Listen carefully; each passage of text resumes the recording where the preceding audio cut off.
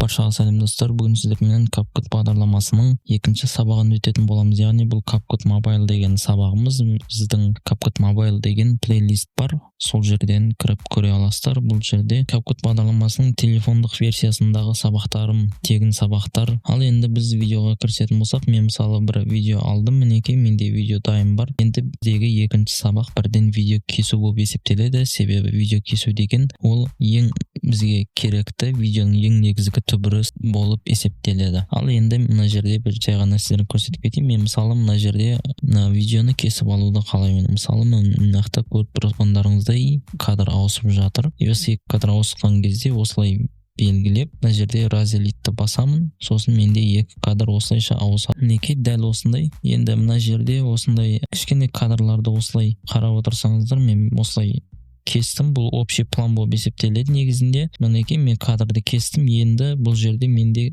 кішігірім мындай кадрларды осылай кесу үшін мен видеоны осылай барынша жақындатамын. Мінекей қазір міне екі кадрдың ортасы тұр. Мінекей менде дәл осы жерде мен кадрды жақындатамын. Қарап отырсаңыздар, бұл жерде кадр толық қиылған жоқ. Мінекей негізі екінші кадр мына жақтан басталады. Мына 0.8 деп тұр. Міне дәл осы жерде екінші кадр басталады екен.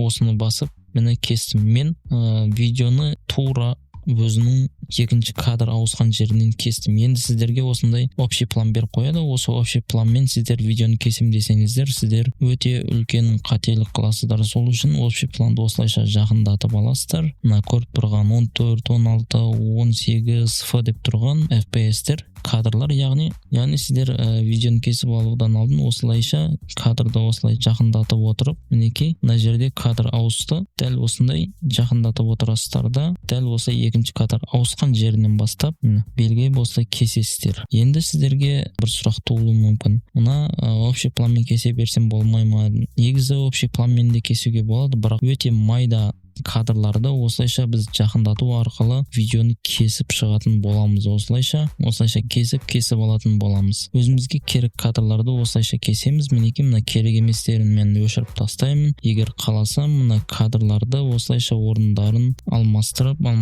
қоюмада болады деген сөз. Яғни мінекей өздеріңіз көріп тұрғандай, бұл неге керек десеңіздер, сіздер мысалы біреудің видеосын YouTube'тан алып салатын болсаңыздар, осылайша YouTube бұл видеоны нөлден бастап тексереді. Яғни кадр мен кадр тексереді. Яғни әрбір секундта, минутта қайсы кадр басталады, қайсы кадр болады, дәл соны YouTube тексеріп шығады. Сол үшін біз осылай видеоны аламыз, осылайша кесіп кадрлардың орындарын осылайша алмастырып тастайтын боламыз. Сол кезде YouTube біздің біреуден алған видеомызды біле алмай қалады деген сөз. Мінекей дәл осылай кесіп арасына переход немесе арасына осылайша эффектілер қойып та монтаж жасауымызға да болады деген сөз. Яғни өзгертіп өзіміз қалағандай осылайша істеуімізге болады деген сөз. Яғни сіздерге видео кесу жайлы сабақ түсінікті болды деп ойлаймын. Мен сабақтардың барлығын қысқа етіп саламын. Мен 10-15-20 минут қылып салмаймын. Неге десеңіздер, сіздер ол видеоның барлығын көріп болғанша сіздердің сабырларыңыз да жетпей, миларыңыз да ашып кетуі мүмкін. Сол үшін сіздерге